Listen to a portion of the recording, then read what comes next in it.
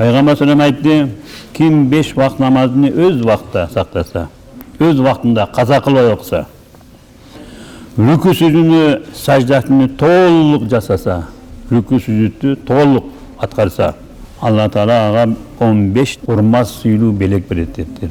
Salasatan fid dünya, üçövi bu dünyada.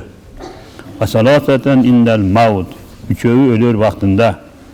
Ve salasatan fil kabr, üçövi kabrga kirgende. Ve salasatan fil haşr, üçövi mahşer günü kayeden tirilgende. Ve salasatan indel liqa'illah Teala, üçövünü Allah menen jolukkan vaktinde. Ama salasatillati fil mahşer, tağı üçövünü mahşer gününde dedik.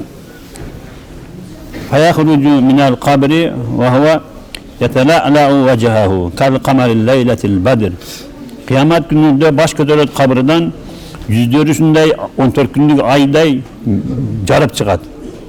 Bir jarık bergende olup kabirden yüzü ayday olup suru olup durat. Anın aldı kininde bar joğunda nur bolat. Kitabını 10 koldan beret, esebin jengil alat.